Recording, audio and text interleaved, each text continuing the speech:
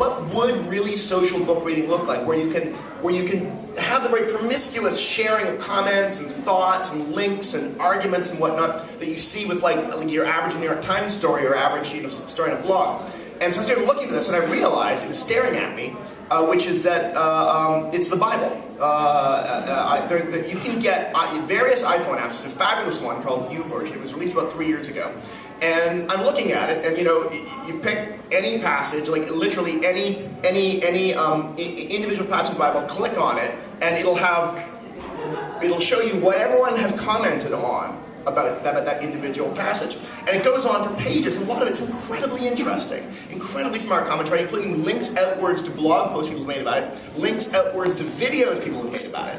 And it's this unbelievably well-designed social media, which of course makes sense because religious texts have always been socially read. You physically go to a building once a week where people read this together, and they pioneered reading groups. And so the research I'm doing, I'm actually a chapter in my book, it's about the future of books, and I'm realizing that all the R&D is being done by religious communities, basically. They're way ahead of everyone else in figuring out what a social ebook ought to look like.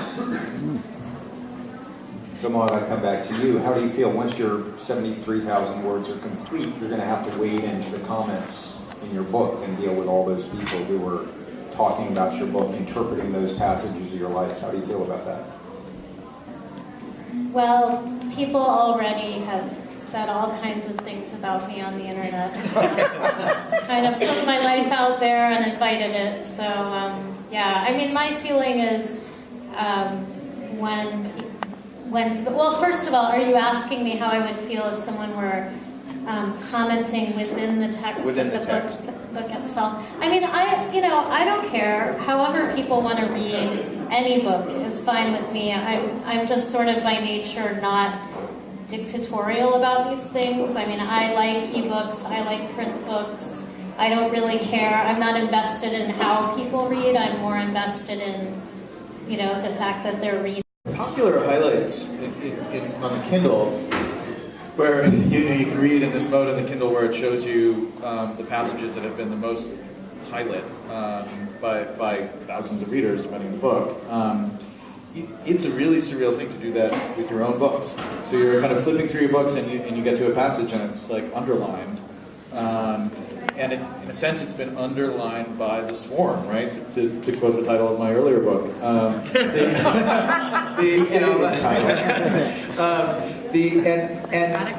when I first encountered it, I was kind of like, wow, there's something wrong about that. And since there's been this extra annotation that all these dozens or hundreds of people have made in reading my book, but then I realized that in a way, it's like. Applause or a laugh in a public performance. Like when you're on stage and talking about your ideas. When I talk about my books in public all the time, and I get feedback from the crowd all the time. I can tell when I'm saying something interesting, and I can tell when I'm boring people, and I can tell when I'm making people laugh. And suddenly that kind of response is entering into the book now for the first time, and my initial reaction is get out of there. But then I thought about it a little more. I was like, okay, this is interesting. I don't want to read in this mode all the time. But to have that extra layer of feedback to be able to turn it on and off, I think it's pretty interesting. And I think as a reader, it's going to be interesting too, because like you take a look at Kathy Marshall, a researcher at Microsoft Research, some years ago did an ethnographic study of students in college. Basically, students buying used textbooks. Turns out that actually they're fairly canny, and they try, if possible, to buy a used textbook from a known excellent student. Because they want to see the highlights. They want to know what someone who's clearly smart thought were the most salient parts of a text, right? And this dovetails with the prediction that Bob Stein, who's the head of the Institute for the Future of Reading, I can't remember the exact title of it, a very smart guy.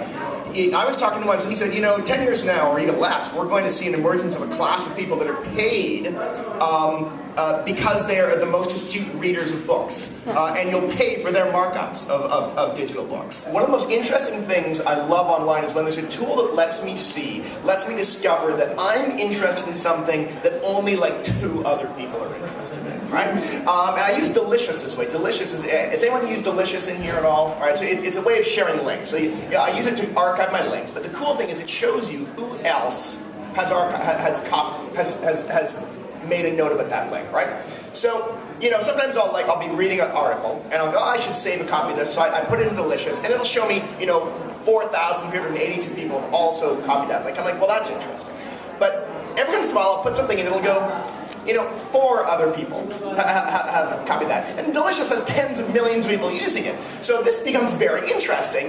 These people are weird in a way that I'm weird. So Delicious lets you go in and look at all their links. So you get to see a little map of what they're thinking and obsessing about. And that to me is enormously more valuable.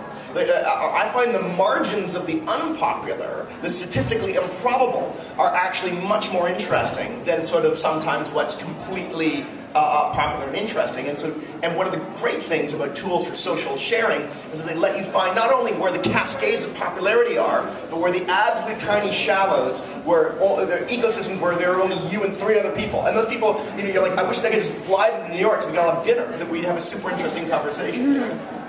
We're working at BetaWorks with Corey Ventures in the audience here on something called Findings.com, which is basically a kind of a social version of that program, even think that I was talking about before. So that it's a service web-based that allows you to kind of store quotations from anything, from your Kindle reading to things that you find on the web, to things that you've typed in or transferred over anyway, and you keep all those kind of quotes managed in a useful place, output it, bibliographically if you want, in a structured way, or just to store it and search it, and to make those surprising new connections between things that you've stored. So all the stuff that makes sense in terms of your private archive. But we want to do this in a truly kind of social way as well, so that you can follow other people's libraries of quotations as well. So if you're working on something about the future of books, and you think, well, listen, I would like to search Clive's, archive. I bet he's got a lot of stuff that I could steal from him and put to use in my own project. And so that it creates this environment where basically people are storing these little passages that are interesting to them, but they're also sharing them and passing them along and recombining them in new ways as well. And hopefully what it will end up doing is also creating another set of kind of reference points for things that are valuable inside of books, right? We have organized a lot of the structure of data that's online on the web. We've learned a lot about what's relevant and not relevant, but all this information that's stored in books basically hasn't been organized and filtered yet, because it hasn't been digital until very recently. And you could organize, Google could organize the web very well because there's this link architecture built into the web, and so you could count those links as votes, etc. Books don't really have that, and so we're hoping that the kind of quotation side of this, by watching what people are quoting, by watching what people are sharing, and things that people are drawn to, that will help us in filtering the information that's relevant in the book infosphere as well as in the online space. So that there's a little kind of sign-up thing, right, Corey, that's there at Findings.com, and we're hoping to have kind of some kind of public beta in the next couple of months.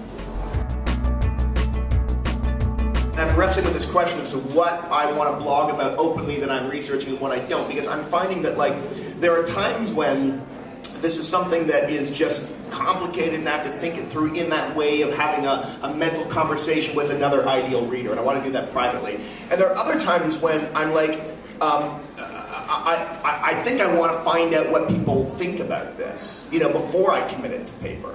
And the confusing thing is that there are times when I toss something off that and I know this is an idea that's probably going to be in my book, and I discover that in the conversations after it, because there's some people who comment to my blog, someone will say something that's so brilliant that I'm like, oh my god, A, that's good to know, B, that's going in my book, and C, maybe I should be putting everything out there because I could be benefiting from that stuff. I started this blog, Free Range Kids, and then as I asked people to tell me stories about, what's drop-off like at your school? And it's like, oh, you won't believe it, we have to wait for half an hour, and everybody goes to the front door, and then they wait and make sure their kid got from the car to the front door, and then they text them, are you in the classroom now? Yes.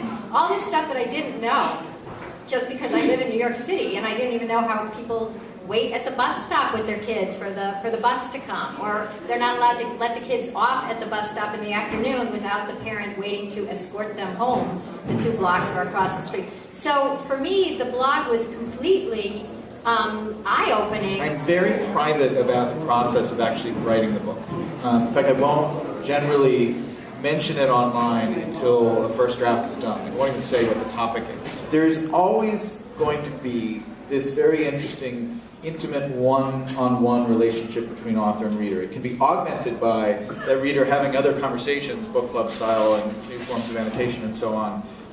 But there's still this very distinct and amazing thing that happens between an author and a reader that is very intimate and private. And so when I'm writing, I'm trying to keep that conversation, that one-on-one conversation, as clear as possible in my head. So I'm thinking about, is my reader excited? Are they bored? Are they keeping up with this? Is the pacing working for them? And trying to do that in public with 50 people or 1.4 million people, it feels like it breaks that kind of concentration space to me. And so I like to keep it very, very quiet and secret until it's ready to be, finished thing. I have a weird relationship with commenting. I had comments initially when I started my blog in 2002, and I got rid of them. And I decided that my blog was a dictatorship, not a democracy. Occasionally now I do put comments on posts, but it's rare. And I do, one thing I do like about Twitter is that I'm able to get quick responses from people. And as Clyde was saying, I actually do find myself kind of becoming fascinated by just random people who live in,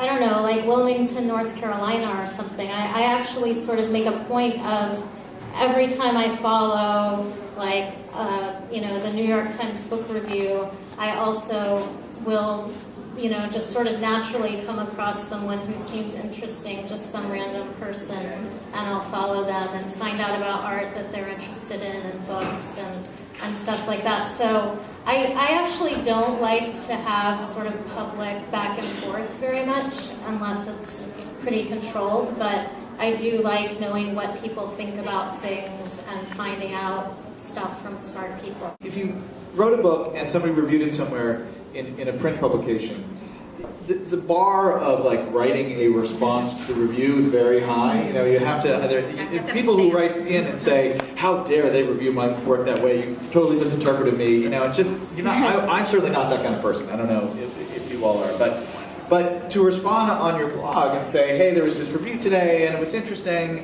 They had this one criticism and I think they're partially right, but I also think that they missed this one point. They should be killed," or and it seems totally appropriate. And actually, or you go and you post a comment on somebody's post about your book or whatever it is, and there's something that seems very kind of natural about that exchange. And I've actually had really good conversations come out of that. One idea I have is I feel like people who write to my blog are so interesting. It's all about, it's called Free Range Kids, and it's all about, people's experiences, either letting their kids go or something frustrating that happened in their neighborhood or a breakthrough that they had. Could I write a book of those? I mean, like the best of these people's experiences are so interesting, and it would be hard to find them all if you were just pawing through the years of the blog, but maybe that could be, could that be a book? I would love that. Yeah? And it'd be short, cheap. I'm absolutely convinced that people will figure out unbelievably cool ways to integrate different modalities inside books. Modality is such a horrible word to say. To do interesting stuff inside books, whether it be audio or video or like sort of animation, things like that. Yeah, and in fact, I almost, I think we're probably going to see that stuff. I think it might take a little while because the platforms are changing quickly. Here's what it reminds me of. Okay, so the video game industry has had a big problem for years, which is that computer chips were getting faster every year. So you would design a video game with a certain, what they call a graphics engine, which is it could render the world around you. And so in 1995, it was kind of blocky, but it looked kind of interesting. But a year later, the computers were a lot faster, so they made new graphics engines, and you had to completely rethink how you made a video game. And this went on for like 10 years, such that it was really hard to make video games, and they looked different every year, and they did different things, because the technology kept on improving until it sort of stabilized more or less about 5 years ago. To the point where computer chips were not getting any faster, to the point where it would add anything new to what you could do. And so there was sort of a literacy of what a game ought to look like that changed dramatically year over year for 10 years. To the point, and with music videos and Apple Music videos, and I think we may have this, it'll be very hard to say what the hell we're going to see in the books, because these platforms are changing dramatically. Like, you know, the Nook already does things that the original Kindle couldn't do, and there's these guys, you can Google it, Push Pop Press, who started doing these apps that have these almost beautiful physics built into them you can play with.